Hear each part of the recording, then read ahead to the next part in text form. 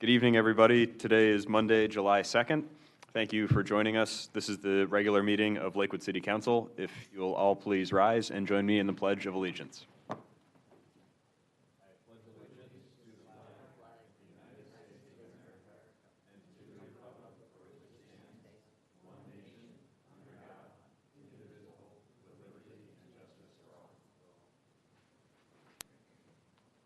Thank you. Please join me in a moment of silence.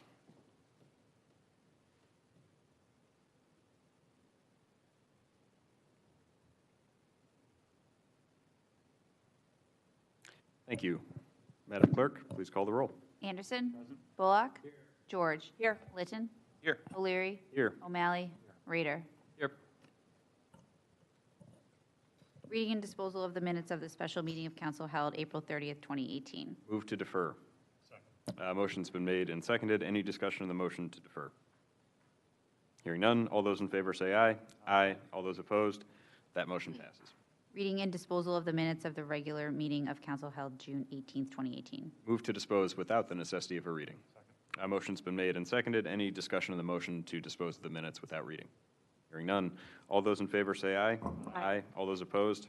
That motion passes. Item 1, Committee of the Whole report regarding meeting held July 2nd, 2018. Thank you. Committee of the Whole did meet immediately prior to this meeting. We had one item on our agenda that was Resolution 9004-18, which is the resolution adopting the recommendations of the Foundation Planning Task Force for the creation of the Healthy Lakewood Foundation. We've had a number of meetings on this topic to date. This evening was a final opportunity for council dialogue, as well as thank you for some additional proposed changes. We considered two such possible changes or deliberations this evening, and ultimately did decide to further amend the Articles of Incorporation, specifically Article 6, to include language with respect to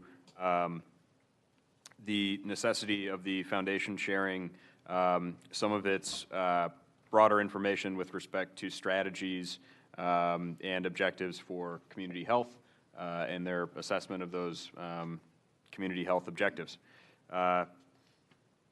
There being no further business before Committee of the Whole this evening, Committee of the Whole adjourned. Move to file that oral report. Second. A motion's been made and seconded. Any discussion on that motion to receive and file? Mr. Chair. Yes. Only wanted to point out for the record, just a quick clarification, the revision that was made on the floor tonight of Committee of the Whole was to the Code of Regulations, not the Articles of Incorporation. Thank you for clarifying that. Thanks. I appreciate it. Any additional discussion? Hearing none, all those in favor of receiving and filing that report say aye. Aye. All those opposed? That motion passes. Item 2, Committee of the Whole report regarding meeting held June 18th, 2018.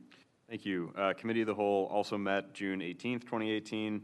Again, we considered Resolution 9004-18. We heard again from the vice chairs of the Planning Task Force for the new Healthy Lakewood Foundation. We had additional discussion, specifically with respect to how the task force made some of its determinations regarding what to include in the Articles of Incorporation, as well as the Code of Regulations and what would be ultimately left to the future board members to determine. We also discussed some additional depth as far as their selection process for prospective board members, and ultimately council members did recommend some changes. We both, I think, considered some of the changes that LHA had recommended to the documents at that point, as well as Councilman O'Malley and Councilwoman George proposed some additional changes to achieve harmony kind of between the proposed documents as well as the master agreement. So those proposed changes were accepted, and Committee of the Whole adjourned. Move to receive and file that Committee of the Whole report. Second. Motion's been made and seconded. Any discussion on that motion to receive and file that report? Hearing none. All those in favor say aye. Aye. All those opposed? That motion passes. Item 3, resolution number 9004-18, adopting the recommendations of the Foundation Planning Task Force for the creation of the Healthy Lakewood Foundation, the appointment of its initial board, and the approval of its initial governing documents, all in accordance with the master agreement governing healthcare in Lakewood, dated December 21st, 2015. Move to adopt. A motion's been made and seconded. Any discussion on the motion to adopt? I will add here that I think I actually neglected to state in my oral report from the Committee of the Whole meeting held today that Committee of the Whole did recommend adoption of the resolution this evening. Any additional discussion? There being none, all those in favor of adoption? Oh, I'm sorry. If we could- Move to substitute. That'd be great, thanks. Second. Thank you. We have a motion and a second. Any discussion on the motion to substitute? Again, to clarify, this is the substitute version incorporates both the amendment that was passed this evening as well as the sequential changes that had been made to date prior in the previously distributed motions. Any additional discussion? Hearing none, roll call, Madam Clerk. Anderson? Yes. Bullock? George? Yes. Litton? Yes. O'Leary? Yes. O'Malley? Rader? Yes. That motion passes. Move to adopt as substituted. Second. Motion's been made and seconded. Any discussion on the motion to adopt as substituted? Hearing none, Madam Clerk. Anderson? Bullock? George? Yes. Litton? Yes. O'Leary? Yes. O'Malley? Yes. Rader? Yes. That motion passes. Item 4, ordinance number 3318, authorizing and directing the mayor to enter into a First Amendment to the amended and restated lease agreement with Iceland USA Lakewood LLC for the lease of real property located at 14740 Lakewood Heights Boulevard, known as Serpentini Arena at Winterhurst. Move to defer. A motion's been made and seconded. Any discussion on the motion to defer? I would note that we will hope to take this up at our Committee of the Whole meeting next week, a week from today. Any additional discussion? Hearing none. All those in favor of deferral, say aye. Aye. All those opposed? That motion passes. Thanks. Item 5, Finance Committee report regarding meeting held June 25th, 2018. Councilman O'Malley. Thank you very much, Mr. President. The Finance Committee met last Monday, and present were committee members, myself, Councilman Bullock, Councilwoman George, Councilman Rader was also there, Director Sylvester, Director Pay, and Assistant Finance Director Schuster. We held we had a very good meeting. We first took up discussion of Ordinance 4317A, which is to amend that ordinance to include contracting authority for the demolition of the Lakewood Hospital building and preparation of that site for future development. We saw a presentation from Director Pay and Director Sylvester on that subject. We talked about sort of the history there and the master agreement designating transition costs related to that demolition and site prep. We also talked about why this is being done via contracting authority and not direct awarding by council.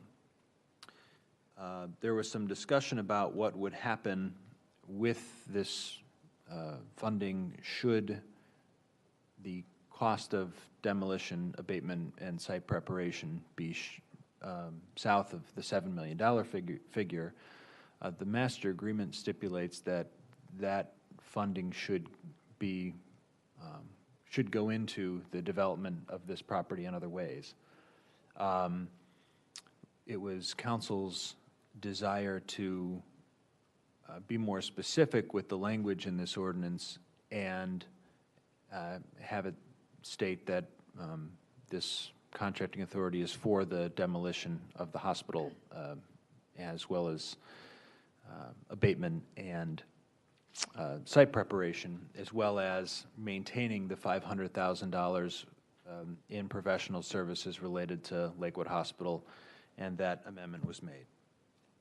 A subsequent conversation that I had, by the way, with Director Butler, he advised that we had amended it to say demolition and thought that that would be all-encompassing. However, he recommended that we, as you'll see in the ordinance that's in before us this evening, speaks to demolition, hazardous material abatement, and site preparation. So the ordinance, there was a motion and a second. All members voted in favor of recommending adoption of ordinance 43A.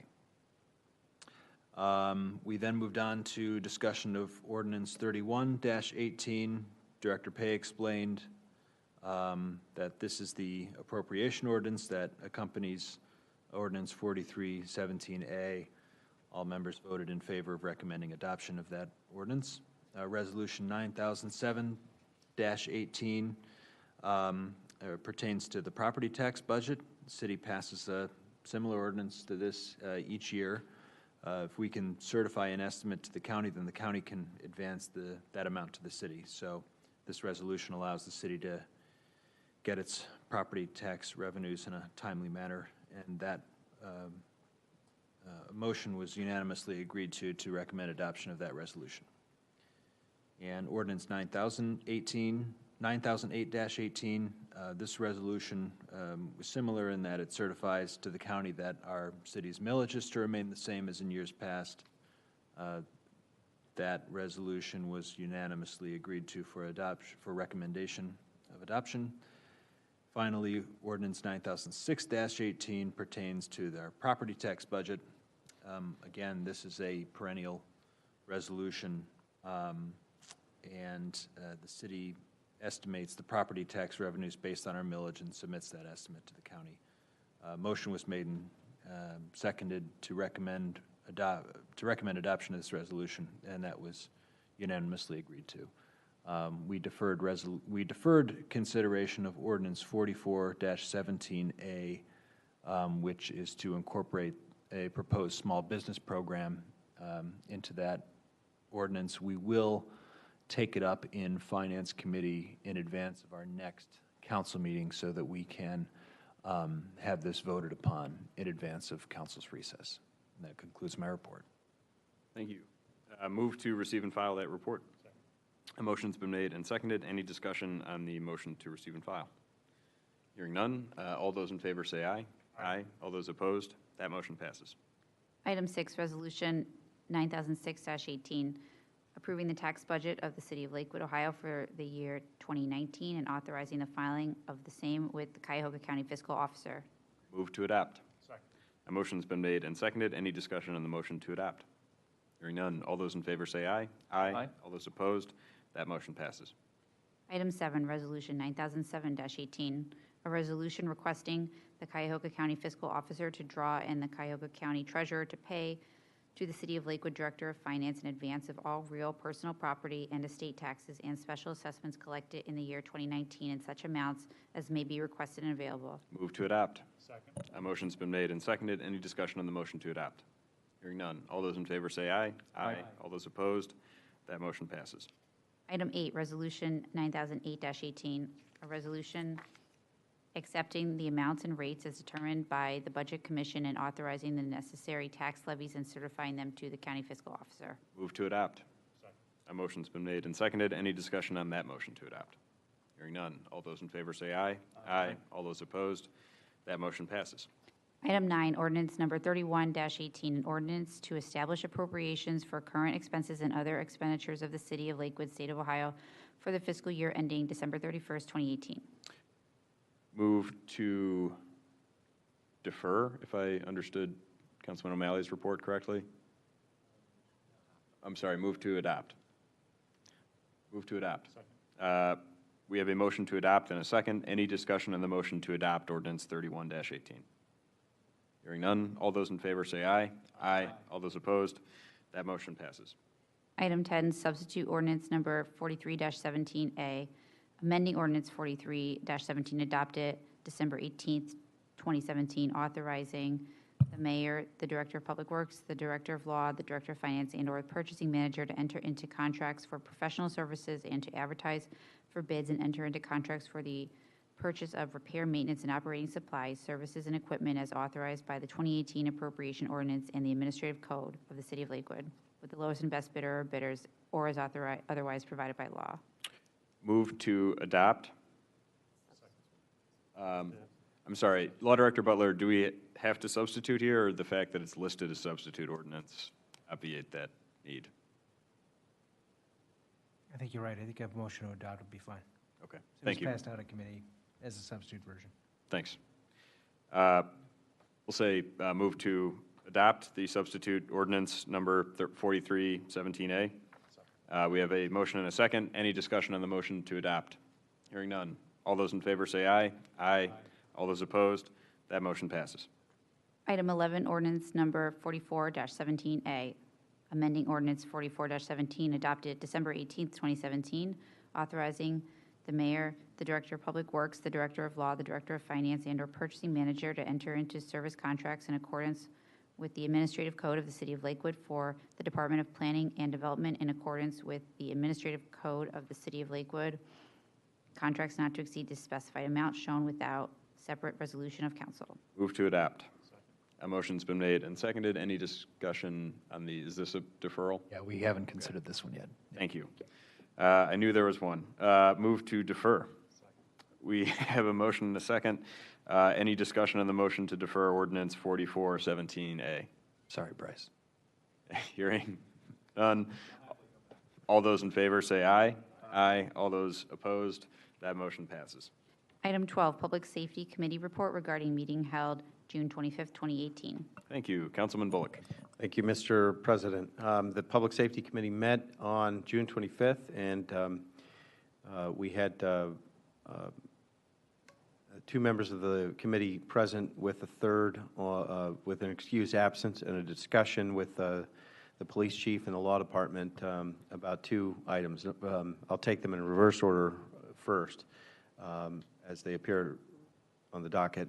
We discussed the traffic code update that is comprised by Ordinance 37-17 on the docket, and heard that this is a periodic change to align local code with state code. The state government has a higher authority on traffic code and periodically updates their sets of laws, and when the city of Lakewood brings us our own into conformity, first of all, it's less confusing, and secondly, we can use our police officers to collect, to enforce and collect the fines. So after a short discussion, the committee moved to recommend the adoption of the full council, and that motion was passed unanimously. The second ordinance is Ordinance 22-18. We had a discussion of this important issue, which is to consider a revision to the list of offenses for Lakewood's chronic nuisance ordinance, such that we do not have unintended consequences in directly or indirectly. The concern by some of the community was that by listing certain offenses such as domestic violence, that one in particular, we could be having a counterproductive or unintended consequence of harming or discouraging reports to law enforcement by victims of domestic violence. So that's a concern that everybody agrees is an important one, as has been consistently reported by the administration and studied in the committee. We do know that that has not been the experienced reality in our enforcement of those chronic nuisance policies in Lakewood. And in fact, there's really two things to say here. One is the primary response the city provides is a law enforcement officer responding to an incident.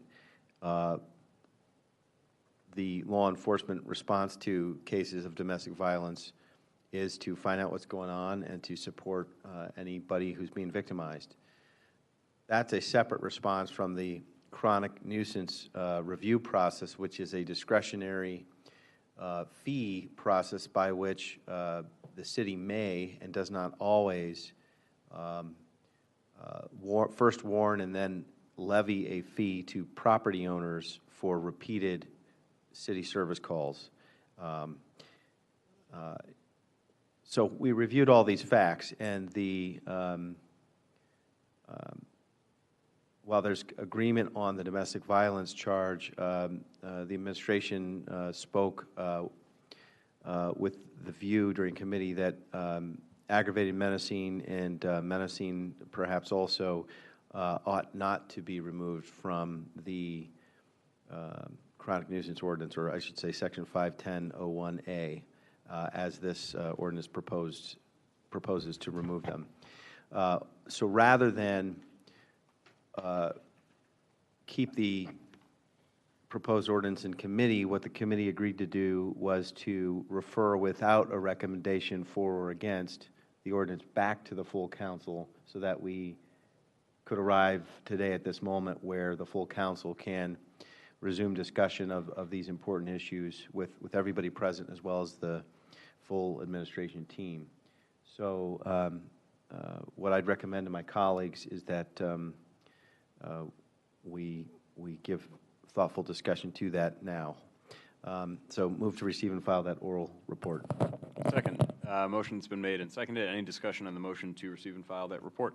Mr. President? Yes, Councilman O'Malley. Thanks. I appreciate that accurate report of our meeting. I just want to provide an update on sort of the open-endedness of where we left this ordinance at that meeting. I am amenable to removing menacing and aggravated menacing from this, and while I know I may be splitting the baby a bit, I would prefer to keep menacing by stalking in this.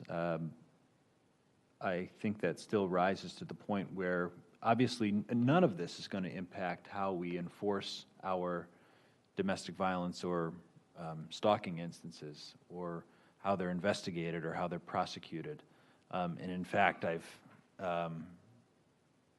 shuddered to have to dispel that misconception among some residents who think that we're legalizing domestic violence with this. It's not obviously at all what we're doing. But in terms of them being cause for nuisance declaration, I still think that just removing at least those two, while not menacing or aggravated menacing, but stalking and domestic violence, I think we're erring on the right side by removing them from this section of the code. And I would appreciate a motion to adopt this ordinance this evening. Thank you.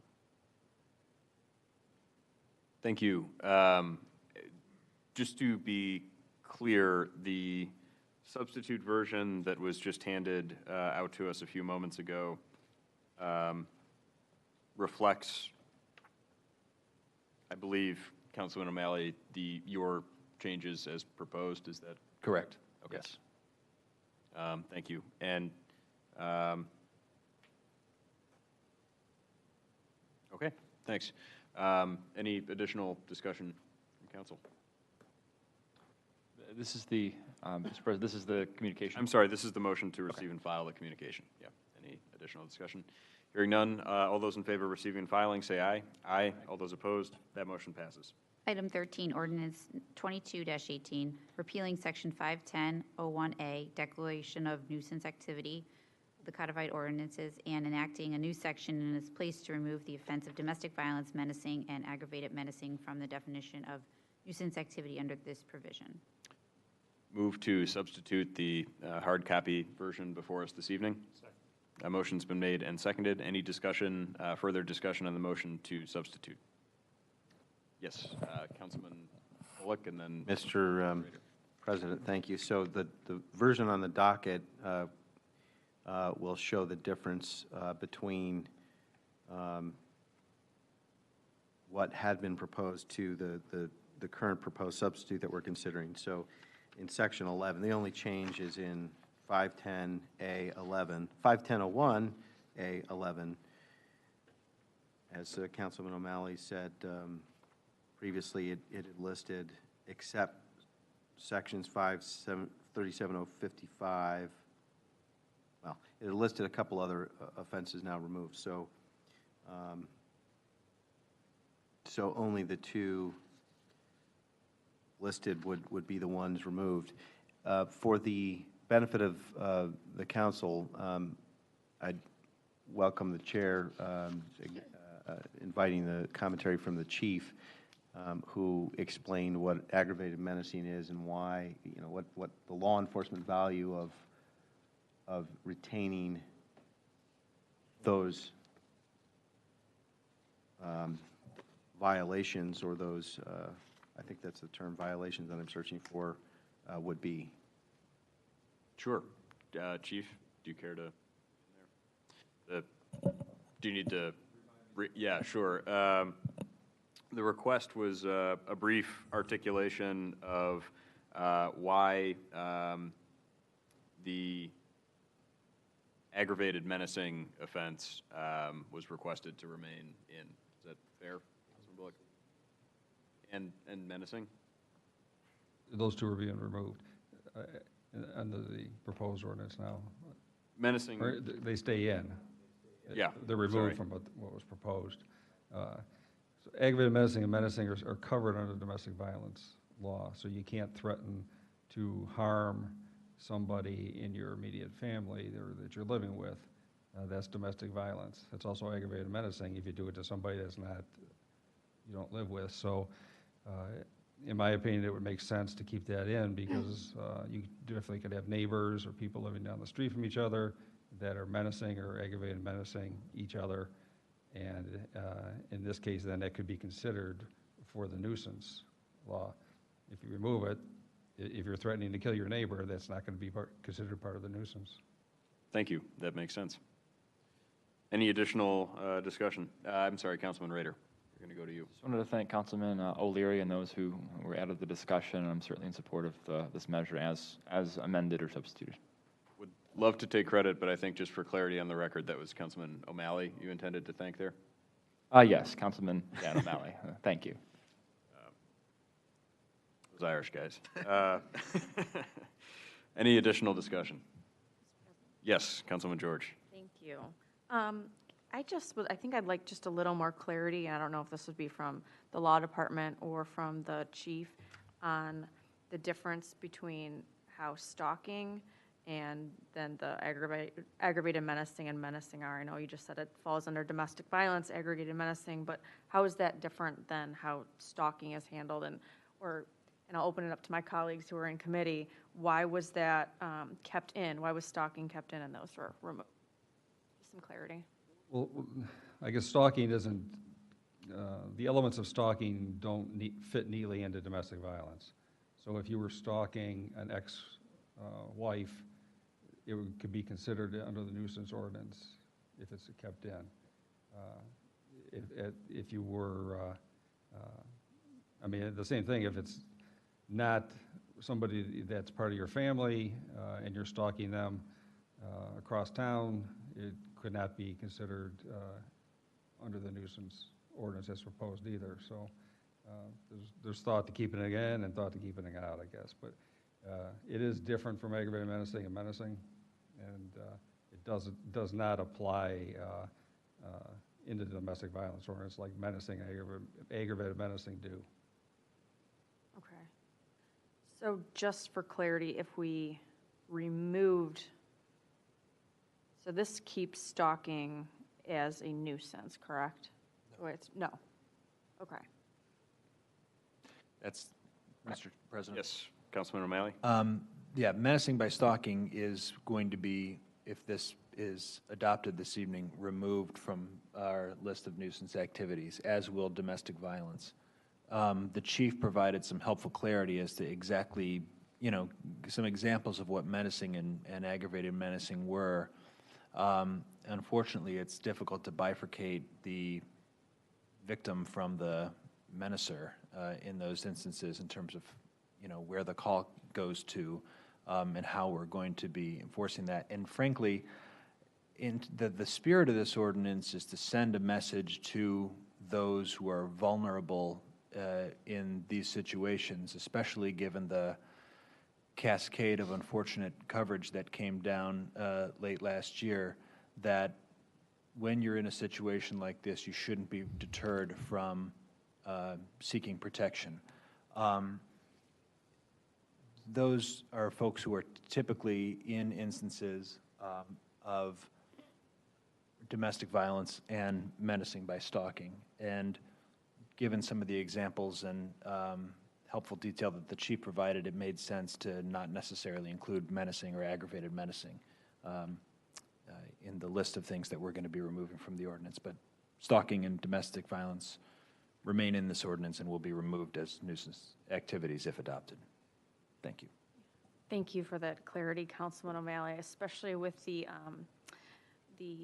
violence that happened over the weekend with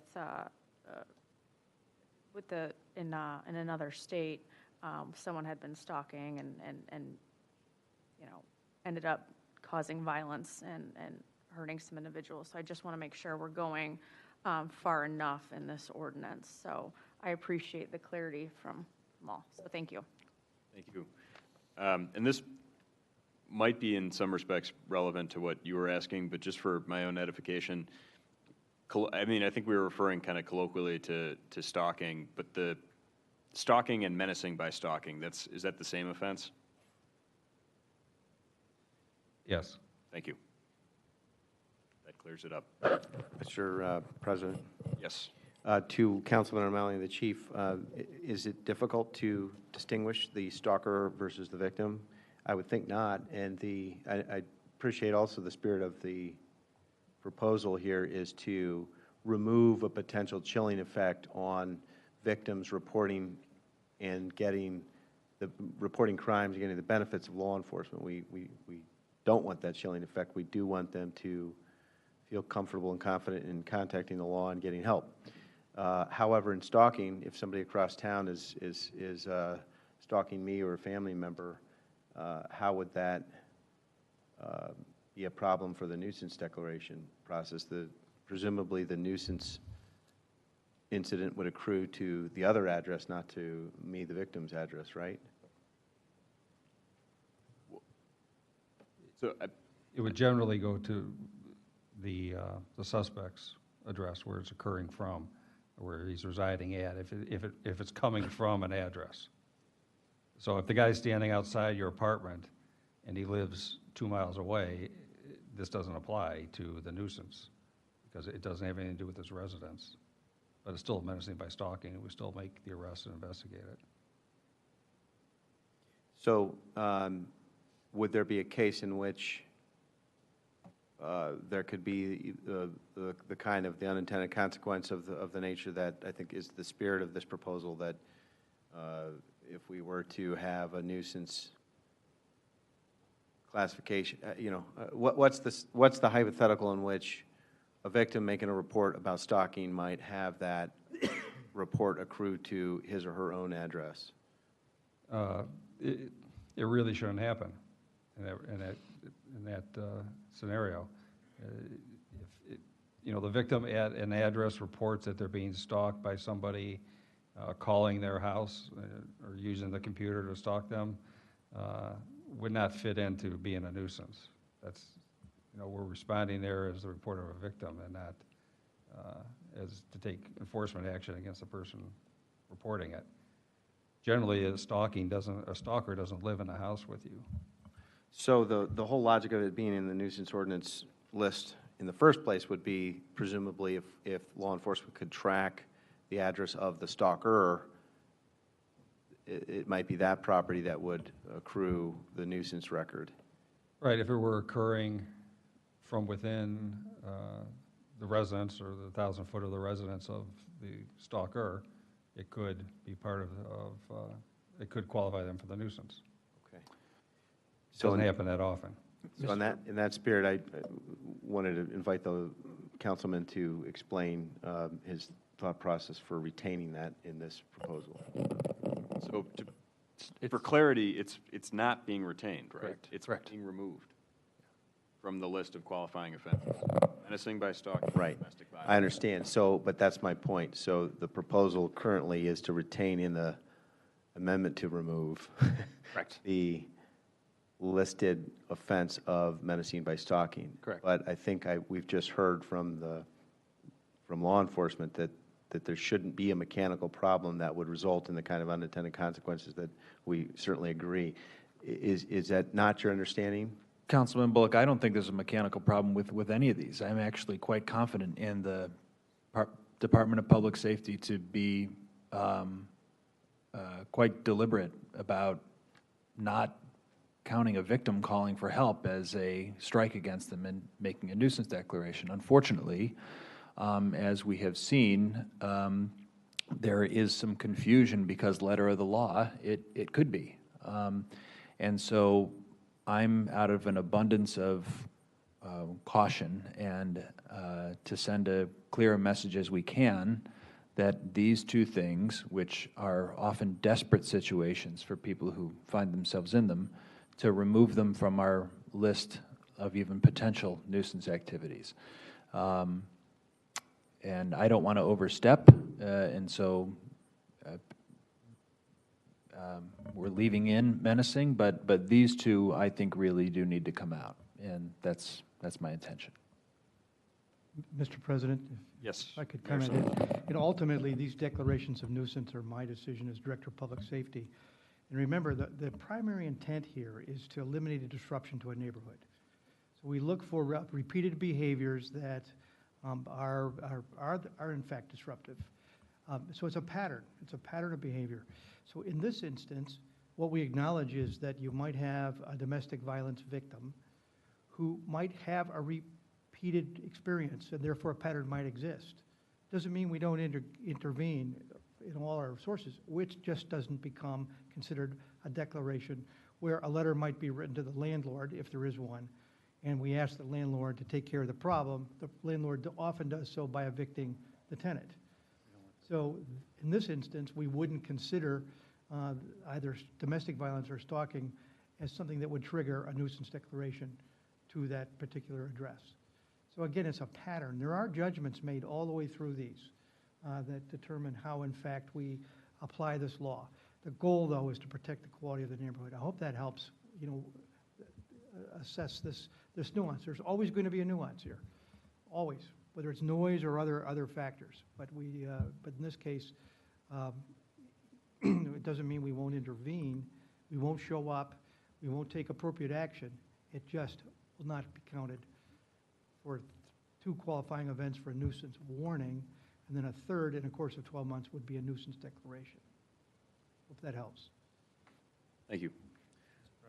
Yes, Vice President Anderson. I certainly appreciate the conversation so far and agree with the revised language before us. I'm thinking, and I apologize for not being able to attend the hearing, but for benefit of furthering the scope of the conversation, I'm just trying to think of other traumatic situations that could happen in a home to where there might be a chilling effect if folks think that they might have some unstable housing as a result of reporting those traumas.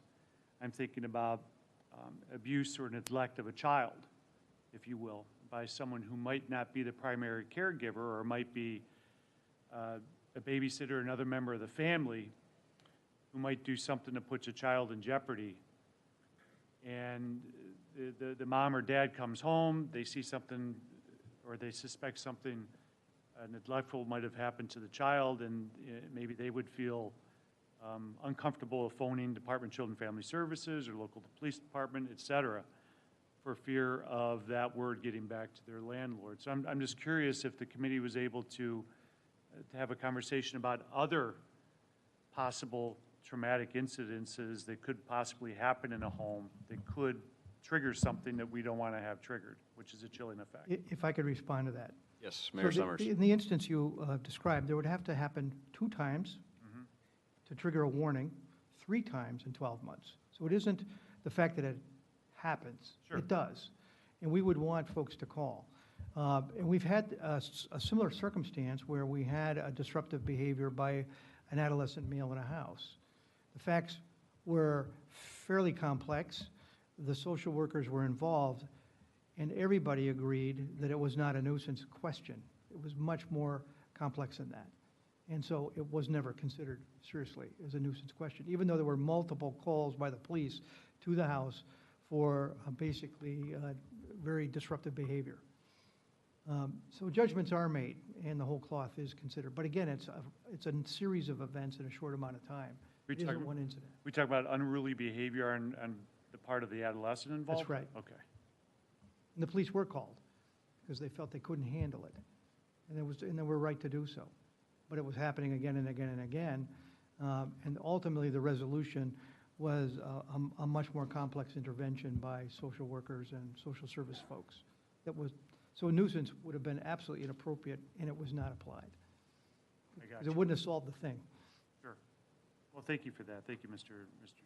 Chair, or Mr. President. So would that scenario not fall along a parallel path to the scenario we're considering to not have domestic violence create a chilling effect on a report? Is that a similar type of activity that we might also want to include in this ordinance?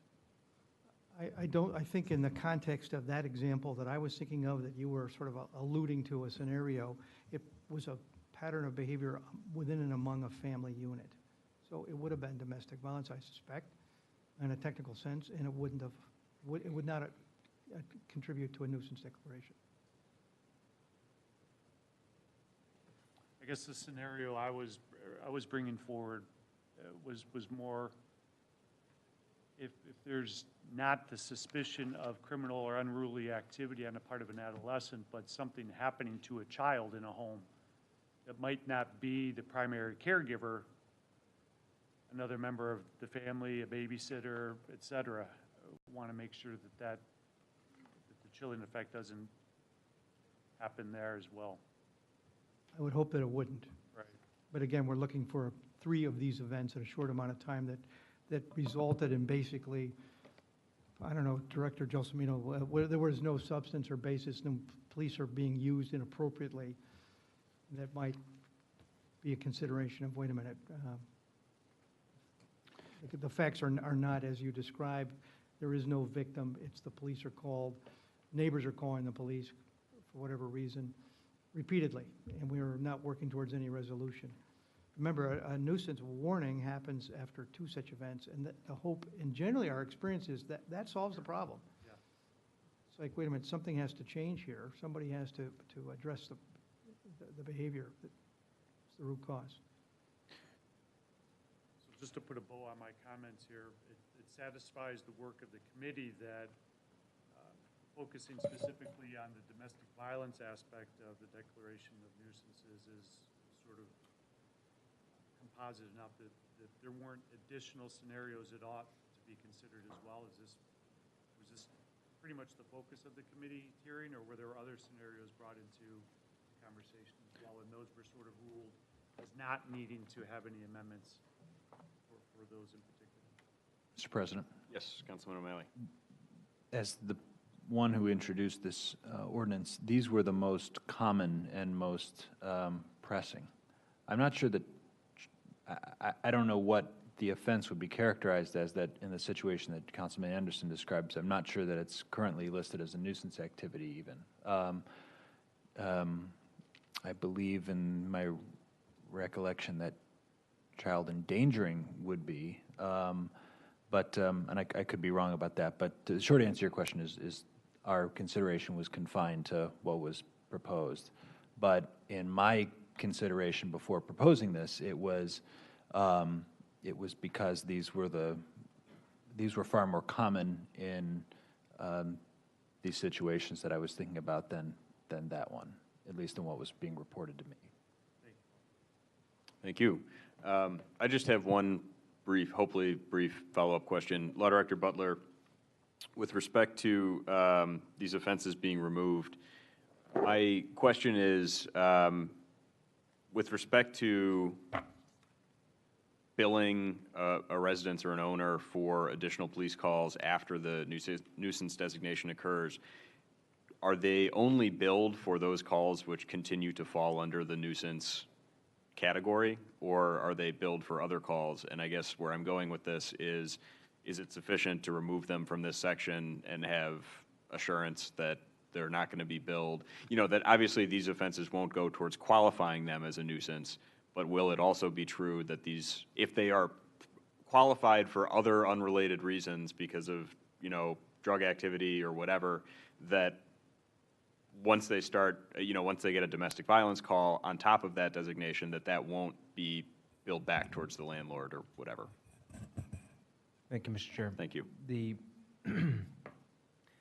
the definition is important here because there can be no nuisance without a violation or at least a documented set of facts that could rise to a violation of one of these sections of the code. Okay. So by removing it, these two sections of the code, you could not base any type of nuisance declaration, warning, or otherwise on activities that meet those offenses, the definitions of those offenses. Okay, thank you. Period. You couldn't use them to pile on or anything. So you should have that assurance. Okay, thanks. I believe, although it has been a minute, that we are on a motion and a second to substitute.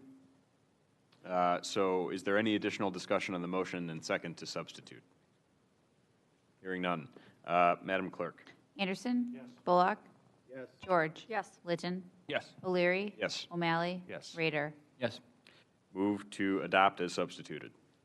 A motion's been made and seconded. Any discussion on the motion to adopt? Councilman Bullock? Mr. President, I appreciate the extensive time and thoughtfulness devoted by all sides to this discussion, and Councilman O'Malley for showing leadership on bringing this up.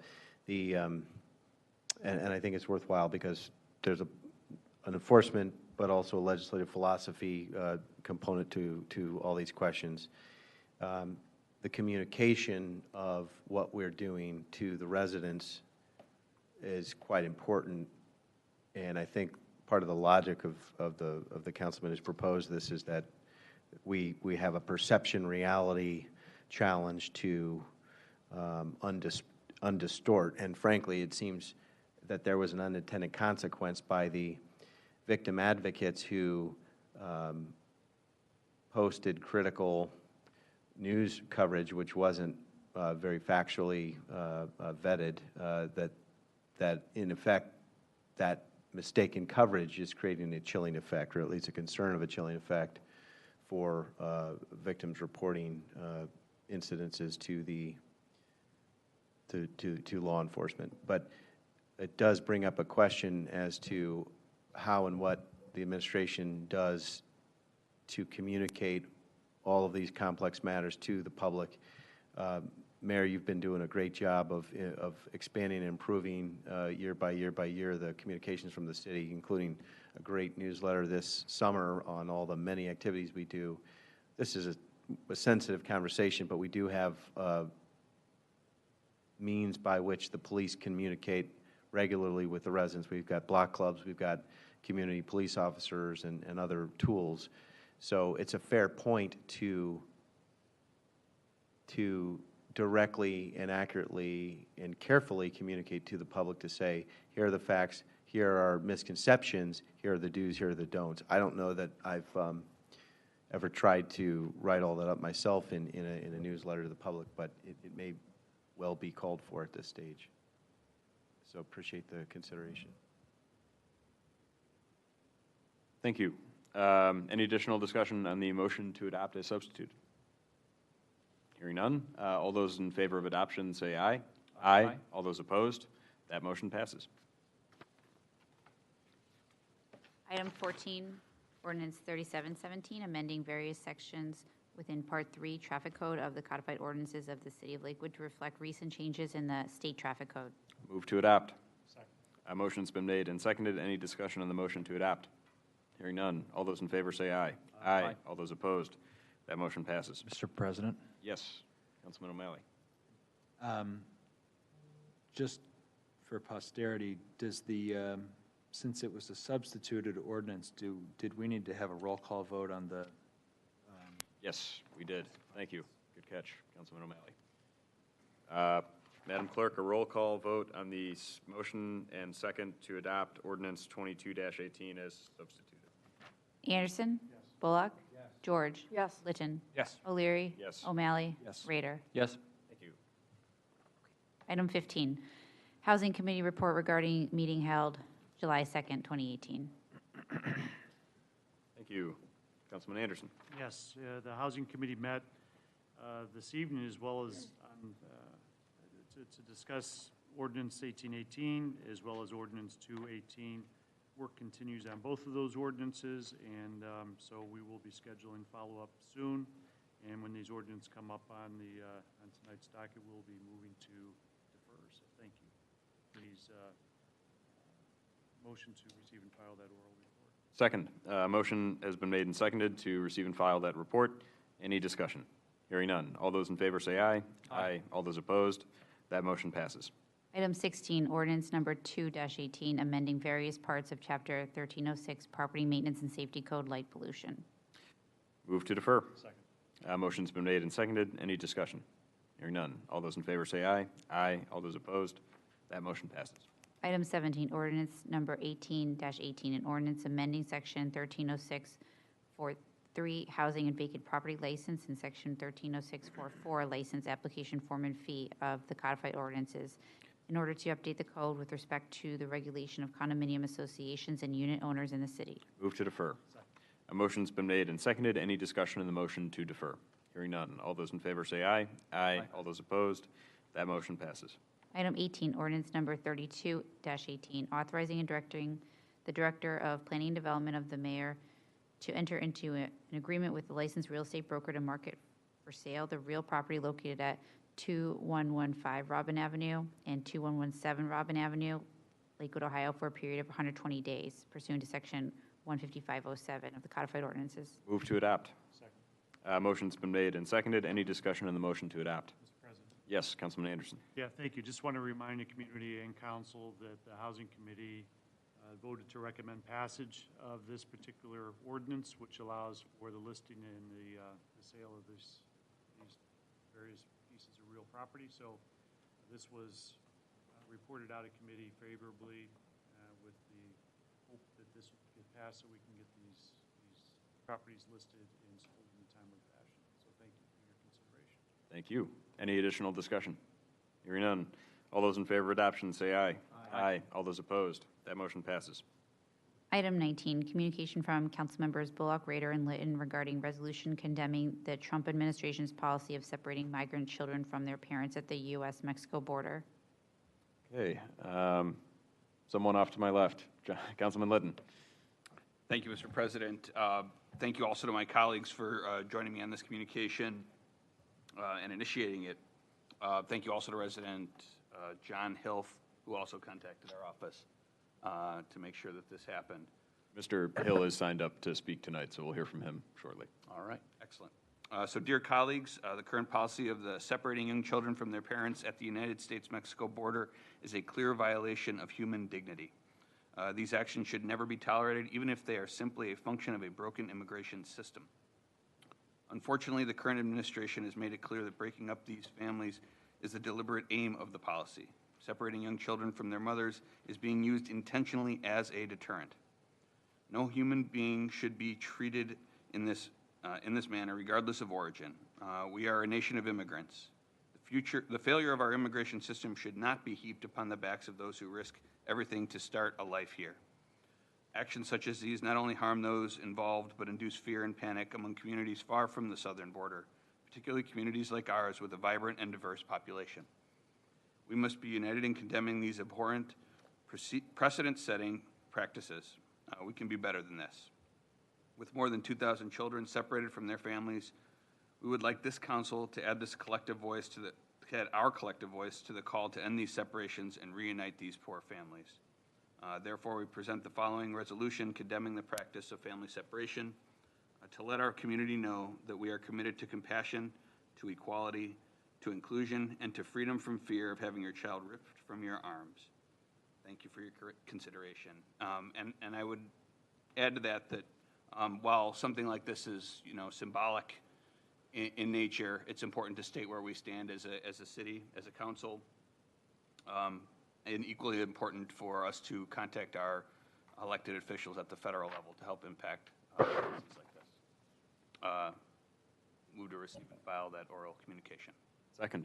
A motion has been made and seconded. Any discussion on the motion? Councilman Rader. Yes, thank you, and thank you to Councilman Bullock, Councilman Litton for inviting me to be on this communication and this resolution, and I totally echo your thoughts there after the communication, that it kind of falls upon us as elected leaders and people within our community as well to stand up for people who don't have a voice at the moment, and that's people that are trying to come here like my great-grandparents did, and you know, it's something that is felt throughout our country, and you're right, it's not just the southern border. This is something that we see, you know, these ICE officers breaking up families and homes across the country, and I think it's really a function of a dysfunctional federal government. And I had the honor of hosting an event with Senator Merkley, who came to Lakewood to support a senator. I'll keep politics out of the chamber, but to support a certain senator who's running for re-election. And he spoke to how dysfunctional the Senate is, and how we would need to band together as communities and support policies that are basically not doing this, right, and really stand up against policies that are dividing families and dividing our nation. So, again, I want to thank our colleagues, and I hope that we can all vote to pass this tonight.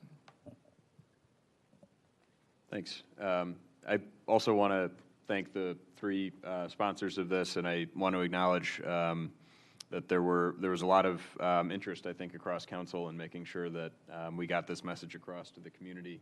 And so I want to thank everyone on council for their universal efforts in that regard. I really appreciate it. Yes, Councilman Anderson. I certainly appreciate the communication. I would just add one sort of caveat here, and we can go on for another paragraph and talk about trauma and stressor-related mental health disorders, depression, anxiety, separation anxiety, adjustment disorder with anxiety. ADHD, though, is a neurodevelopmental disorder, and it's not, there's no way to increase or decrease risk to ADHD. But I just wanted to make that no, I don't want to give people the impression that the trauma can result in ADHD. But overall, the balance is obviously on point. I just wanted to make that brief mention in regards to a neurodevelopmental disorder as compared to stressor or trauma-related disorders. Mr. President. Thank you. Councilman George. Thank you, Mr. President. I also want to express my support for this resolution this evening. You know, we are a country of immigrants, and I myself was appalled to see the breakup of families at the border. So I'm very happy to see my colleagues put this together this evening, and I will be very, very happy to support it. Thank you. Any additional comments on the motion to receive and file the communication? Hearing none. All those in favor of receiving and filing, say aye. Aye. All those opposed? That motion passes. Item 20, Resolution 901118, a resolution condemning the Trump administration's policy of separating migrant children from their parents at the U.S.-Mexico border. Move to adopt. Second. A motion's been made and seconded. Is there any discussion? Councilman Bullock. Thank you, Mr. Chair. In recognition of the factual correction that Councilman Anderson brought to light, would the President entertain a motion to amend by striking and ADHD, or by replacing PTSD, comma, and ADHD with and PTSD? So that it's a Second. factually correct. We have a motion and I'm sorry, so we did have a motion and a second pending to adopt. I guess I'll rescind that motion, or procedurally, technically, I think we'd have to defeat it and then do another one. But in any case, we'll rescind that motion. We've got a motion pending and a second to strike in the second to last whereas clause in the second to last line, PTSD, comma, and ADHD, and replace that text with and PTSD.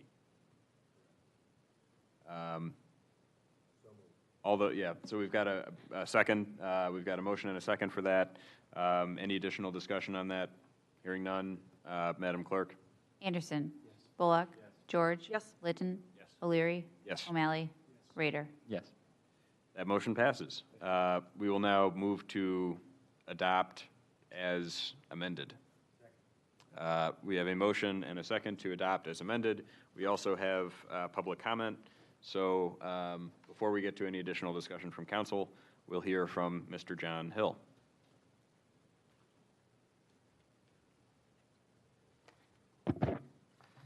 John Hill, 1075 Lakeland.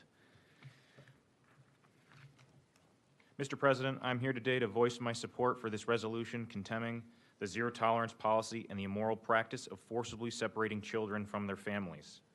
I also want to commend council for bringing this issue to the docket. While I support this resolution, I mourn these children and I mourn the state of our union. How far has our nation fallen from grace when President Trump's administration can essentially kidnap people's children, incarcerate them in cages as a form of punishment and deterrent to families seeking asylum?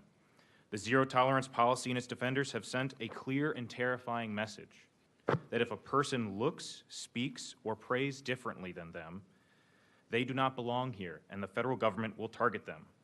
Policies such as this sends the nation on a dark and dire path towards tyranny. We must be vigilant and command the facts. We must be compassionate, and we must be brave if liberty is to triumph over these acts. The fear and pain this policy creates extends beyond families separated at the border. It spreads to diverse communities across the nation, including here in Lakewood. We must be united in condemning this policy. An attack on the rights of the most vulnerable is an attack on us all. The practice of family separation is clearly cruel and unusual punishment, is counter to our values, and is a threat to our community and our democracy. Mr. President, I urge Council to pass this resolution and send a message that we are a welcoming community committed to empathy, equality, and basic human rights. Thank you. I yield the remainder of my time. Thank you. Thank you very much for those remarks, Mr. Hill. Any additional comment or questions from council before voting on the now pending motion to adopt as amended? Hearing none. Yes, thank you, Madam Clerk. Anderson? Yes. Bullock? George? Yes. Litton? Yes. O'Leary? Yes. O'Malley? Rader? Yes. That motion passes.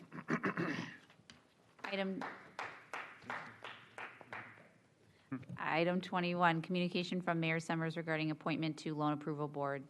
Thank you, Mayor Summers. Thank you, President O'Leary, members of council, members of the audience. I'm very pleased to announce the appointment of Jonathan Watts to our Loan Approval Board. Jonathan is a senior tax manager with Maloney and Novotny. He's a CPA and is another example of our intellectual capital brought to bear to improve our community. So we're grateful for Jonathan Watts for his Thank you. willingness to serve. Move to receive and file that communication. Second. A motion's been made and seconded. Any discussion on the motion to receive and file? Hearing none. All those in favor say aye. Aye. All those opposed? That motion passes. Item 22, communication from Law Director Butler regarding ordinance enacting chapter governing small cell wireless telecommunications providers operating in right-of-way. Thank you. Law Director Butler. Thank you, Mr. Chair. The chapter that, or the ordinance that follows would introduce a new chapter into our code, and that chapter would govern small cell wireless facilities that would be installed in the public right-of-way. The new chapter is going to be required under a new state law, and it would go hand in hand with our comprehensive right-of-way ordinance that council has already approved. That sits at Chapter 904. So I'd ask that the ordinance be referred to an appropriate committee, such as Public Works or some other committee, for deliberation. I would also ask, with council's permission, for the opportunity to bring the matter to a final vote on the 16th of July in order that we meet a state-imposed deadline of July 31. That's when the new state law will go into effect, and what we'd like to do is avoid City Council having to come back during its recess to adopt this code provision if at all possible. What we don't want is for wireless providers to show up at City Hall on August 1, make applications without this code having already been adopted. Thanks very much. Understood. Thank you. Law Director Butler and Director Sylvester, understanding that we're under a little bit of a time crunch here, is a simultaneous referral to Planning Commission contemplated, given that largely what this deals with is appearance and aesthetics of these within the community and placement within the community as a land use issue. Mr. Chair, I don't Yes. believe that this ordinance is a matter for the Planning Commission. Certainly, if the council decides to take up an ordinance that would codify design guidelines within the public right-of-way, I would suggest that that be a matter that the Planning Commission would want to take a look at. This governs the application process, state requirements with respect to height, location, but the design guidelines will be administratively adopted first by the city, and this ordinance would permit the city to do so. Before those design guidelines would be more thoughtfully planned. I would say at that point, a referral to the Planning Commission would be appropriate. Okay, thanks. I appreciate that background and would agree that without the design guidelines to deliberate on, there's probably less for Planning Commission to weigh in on, so. Right. Makes sense. Thank you. Councilman Rader. Yes, Mr. President, Mr. Butler, would this have to be passed as an emergency in order for it to go into effect even by the first? I mean, even if we did have 3 readings, we'd still need that to waive that 45 days or whatever, right? We would ask for both adoption on second reading, if at all possible, Okay. and adoption by emergency so that the ordinance takes effect immediately on the mayor's signature. Okay. Yes. Okay. Thanks. Thanks. Thank you. Okay, that leaves, I guess, the matter of referral, although I think we're still on the motion to receive and file the communication, I believe. So any additional discussion on the motion to receive and file the communication? Hearing none. All those in favor say aye. Aye. All those opposed? That motion passes. Item 23, ordinance number 3418, an ordinance enacting Chapter 906, use of public ways for small cell wireless facilities and wireless support structures of the codified ordinances in order to regulate small cell wireless facilities in the right-of-way. Thank you. So as was noted by Law Director Butler in his letter, Public Works could be a natural venue for this. However, there is the time constraint, so with extra sensitivity on imposing on anyone, I know Committee of the Whole is scheduled to meet a week from today, but obviously to achieve a passage by the 16th, we would need either a meeting a week from today or the following Monday. Councilman Rader. Sure, yeah, we have a meeting, or there's a meeting to be planned for next week in order to address the digester issue, so we can certainly fit it in there, I believe. Is that correct? The 16th? Okay, the next week, yeah. So there will be time to have at least one hearing in Public Works Committee. I mean, but I don't think there wouldn't be time for 2, would there? Because next week we have a pretty full schedule. There probably would be time next week if that was the committee's desire, but. Refer to us. We'll figure it out. Okay. Thank you, sir. All right, no problem. Then move to refer ordinance 34-18 to Public Works. A motion's been made and seconded. Any discussion on the motion to refer? Mr. Chair. Councilman Bullock. This is an interesting issue, and it would be, as a telegraph to the administration for points of edification for council's deliberation. Among those things I'd welcome would be, do we anticipate near-term action by telecom companies? Do we have hints in the planning department or indications in the planning department or the Public Works Department of a bunch of work that might get proposed in the near term? Secondly, design guidelines seem like a very valuable idea because once something's built, its ugly aesthetic has got 9/10 of the law, as they would say. We couldn't unring that bell, although I'm mixing metaphors. The third thing is, should we view the glass as half full, in part because we're talking about service provision of a whole expansion of capacity for these little devices we're all addicted to, I suppose the Internet of Things. So these are policy questions, but they're pretty big ones. Typically, the state doesn't give the cities much latitude, but if we've got some latitude it seems like we ought to be very vigilant to take advantage of that and use that well. Yeah, I think the heart and soul of the changes that we're proposing here allow us to have a reasonable time frame, as we determine it, to consider proposals by these agencies. They are asking us to make available to them a public right-of-way at no charge. We have the ability to consider fees. We want to regulate the aesthetics and, most importantly, line of sight and public safety issues. We also want to consider nuisance issues of noise and light that might hang from a pole next to an apartment bedroom window, things that we would commonsensely agree are unacceptable to us. These changes give us the authority to factor in all those considerations by Director Benno as he approves how to make this work. It really gives him the authority to bring the will that we want 5G in our community, but we have to work together to make that acceptable. And this strengthens our ability to make that together piece have a happy outcome. So just a quick follow-on or two. Electrical buzz, if present in equipment, can be also pretty annoying and arguably matters of a nuisance. So to me, along with nuisance light, that would be a quality of life consideration. And I think Director Benno can comment about any impending onslaught that might be forthcoming. Yeah, we already have about 15 of these in the city already installed. Under the previous state law that then got delayed. Over the last probably year and a half, they've been installed. I haven't had any requests for any in the last probably 6 months. I did have some discussions with, I believe it was Verizon, maybe 3-4 months ago, just kind of asking some questions, not really about specific locations. Then there could have been a kind of a fall off of requests, just waiting for the pending state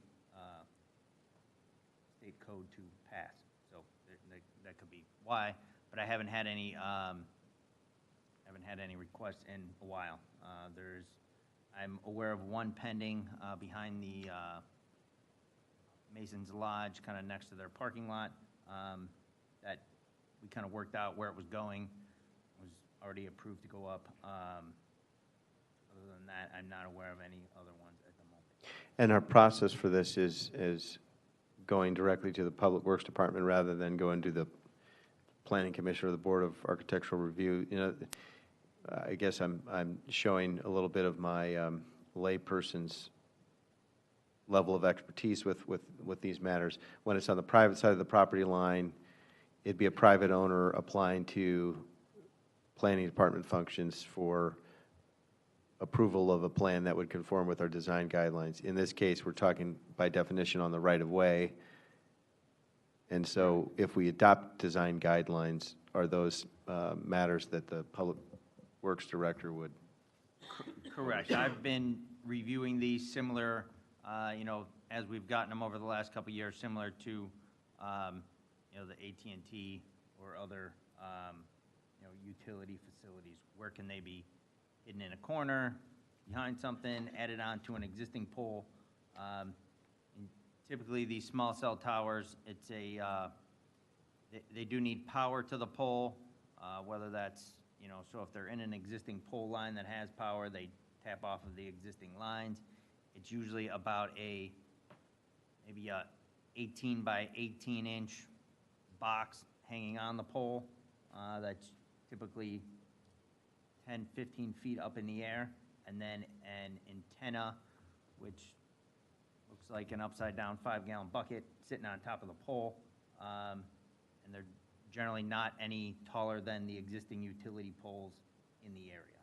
They're maybe 20 feet, 25 feet tall is the ones that we have in town currently. So with luck, it'll disappear into the existing utility poles, Generally kind of blend in. Okay. There's one right across the street. which I'll look for. But I do recall, and this is my final commentary on this, that at one point in a conversation that we had with Lakewood Alive, you, Director Benno, were correctly, I think, trying to remove poles and signs and things sticking up out of the sidewalk and make more space on the streetscape, not add more stuff and clutter. And I also recall that it was pretty dramatic and unpopular when a lot of signs went up on Clifton Boulevard to support what is a very good thing, which is enhanced bus service, but the lane directions were considered, Correct. you know, were a splash of cold water in the face.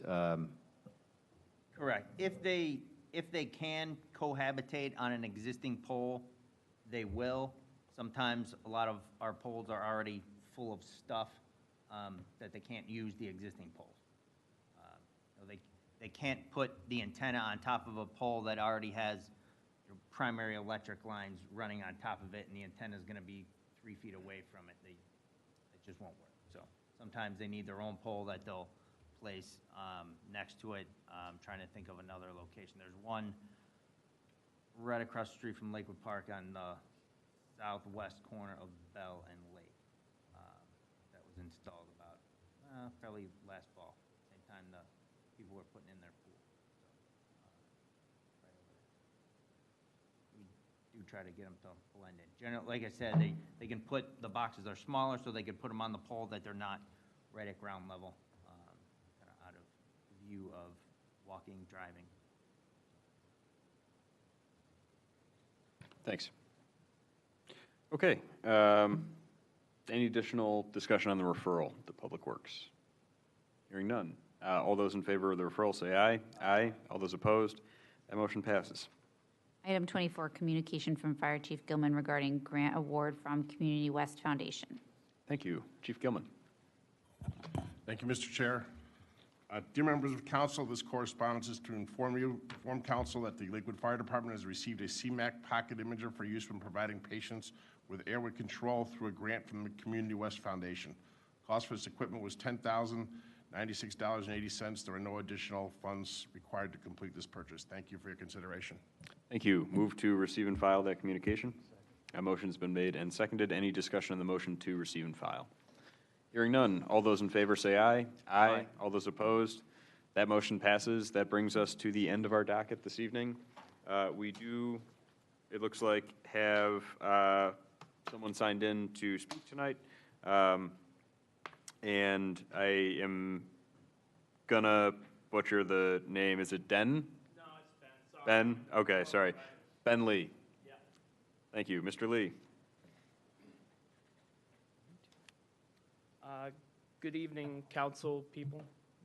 My name is Ben Lee. I am a CSU grad student, renter, graduate assistant, and as of Saturday, a resident of Lakewood, Ohio. I come to you tonight with, a couple of questions regarding municipal broadband. So, as you all know, or I'm sure you're aware of, Congress has ruled to deconstruct or sort of get rid of the net neutrality protections that many of us have enjoyed over these past couple of years. Luckily, we live in a state that has not yet banned municipal broadband. And to those who do not know what municipal broadband is a city treating the internet as a fourth utility and regulating it as such, and also putting, not necessarily skin in the game, but ensuring that it is regulated and allowing people to access it as a utility.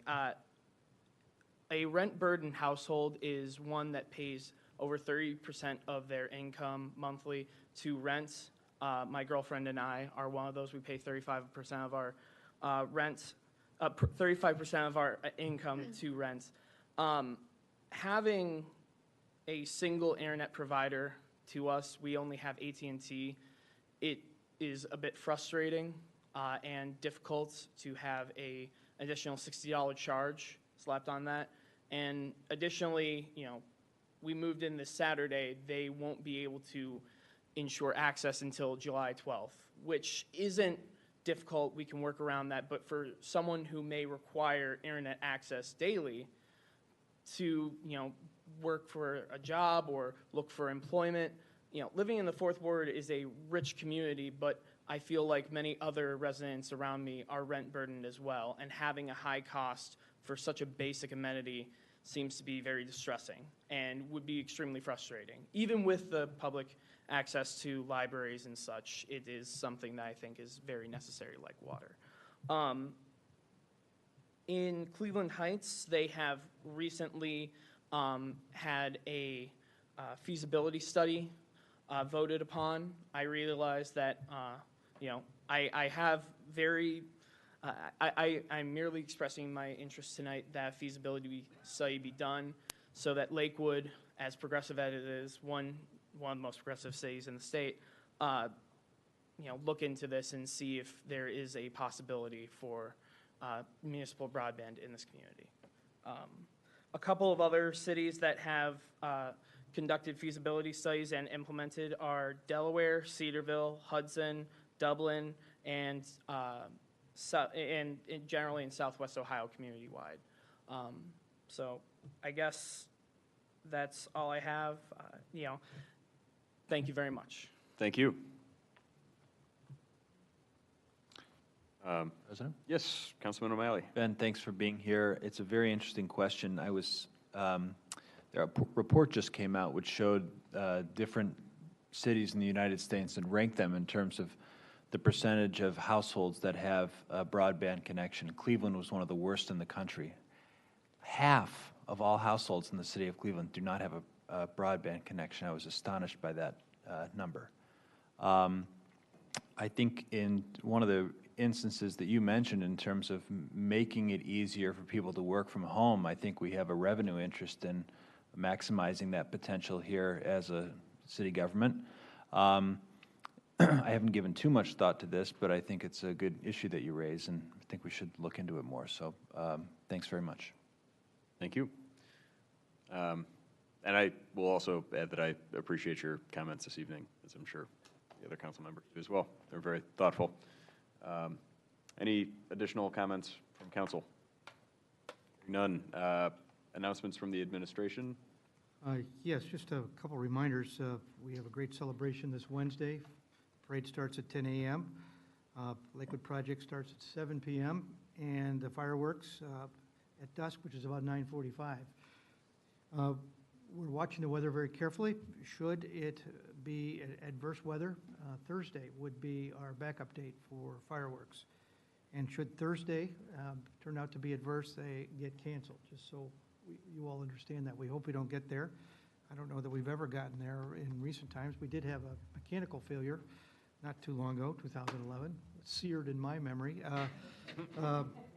But the... was that when they all went off at once? Was it no, that was a different time.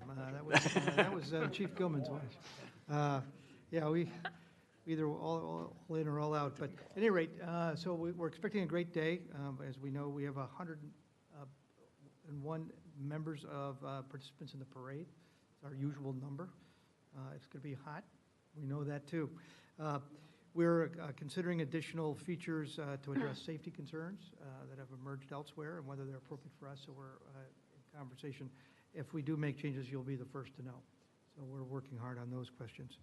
We also did deliver 30,000 copies of the Lakewood Life. That was our second version. This one was more of a notice of events, as was pointed out earlier. We plan to do a third one in the fall, October and November. And one of the features of that one will be an effective way for us to communicate the major challenge that we're all going to be looking forward to addressing in 2019, which is our compliance with the Clean Water Act and our control plan. So we'll be trying to educate our community to have a foundation of the conversation that will be dominating much of our discussion in January, February, and March of next year. And of course, you would need to be part of the continued education. So I would anticipate that in November and December of this year, we'll spend time collectively getting you to become experts on sewers, our sewers in particular, the regulators' view of our sewers and sewers generally, and how we're proposing to address this question. Thank you. Announcements, any other announcements from the administration? Hearing none. Any announcements from council? Councilman Rader. Thank you. Yeah, so the last month, I'd say, I had two, I call them town halls. They ended up being more of community discussions, one at the Westerly, which was great. And then another one just this week at the senior center. And I have to say, it was mostly senior citizens. In fact, it was all senior citizens who live here in the city. And the one theme that came up in both meetings was pretty ubiquitous, was the need for some type of either improvements to a brand-new senior center or some kind of combined senior community center. So I just wanted to air that out there since, I've been meeting with residents, and it just seems to be a very, very, seems to be on people's minds. So want to throw that out there. I know that the administration and Tony Gelsomino, Director Gelsomino, are working very hard towards that, and it's certainly something I support, and I'm hearing a lot from the community. So thank you for your hard work, and that's it. Thanks. Thank you. Any other announcements from council? Hearing none. There being no further business, happy 4th, everyone. Move to adjourn. Motion's been made and seconded. Any discussion? Hearing none. All those in favor say aye. Aye. We're adjourned. Thanks.